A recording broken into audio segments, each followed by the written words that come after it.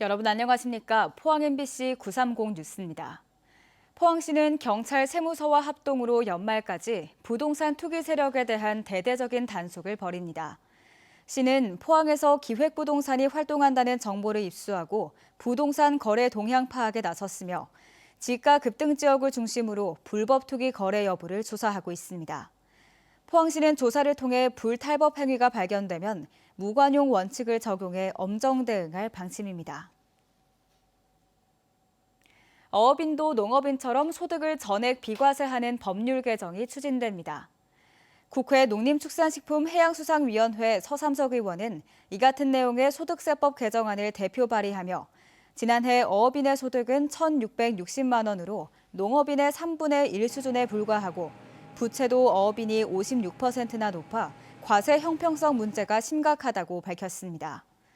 현행법은 어업소득에 대한 비과세를 양식과 어로어업에 각각 3천만 원과 5천만 원에 한해 적용하는 반면 농업은 식량 농작물 소득에 대한 과세를 전액 감면하고 있습니다. 포항 송라면 방석리가 경북에서는 유일하게 해양수산부 공모에서 우수 어촌계로 선정돼 발전 사업비 1억 원을 지원받게 됐습니다. 방석리 어촌계는 지난 2019년부터 어촌계원 가입 제한 조항을 없애고 유튜브 등을 통한 마을 홍보 활동에도 발벗고 나선 공로를 인정받았습니다. 한편 송라면 방석리는 어촌 뉴딜 사업 공모 유치에 성공해 어항시설을 정비하고 체험센터를 조성하는 등 선진 어촌의 모습을 갖추고 있습니다. 국내 연구진이 주위 온도보다 최대 9.1도 낮출 수 있는 복사 냉각 페인트를 개발했습니다. 포스텍 노준석 교수와 고려대 이현 교수의 공동 연구팀은 시뮬레이션을 통해 복사 냉각 페인트의 최적 설계 조건을 도출했다고 밝혔습니다.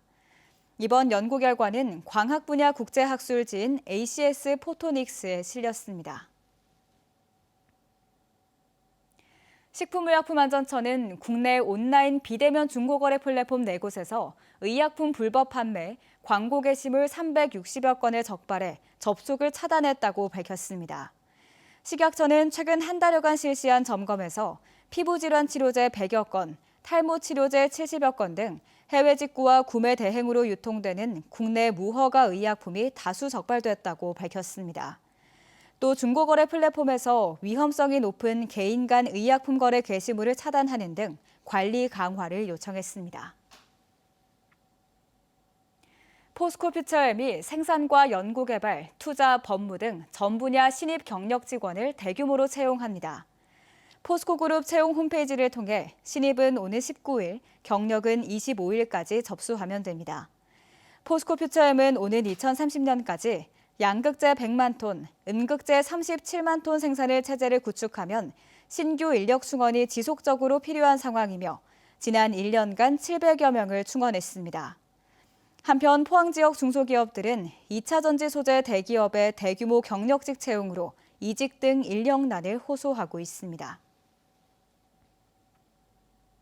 3년 미만 퇴직 공무원이 지난해 말 8,400여 명에 달하는 등 관련 대책 마련이 시급하다는 지적이 나옵니다.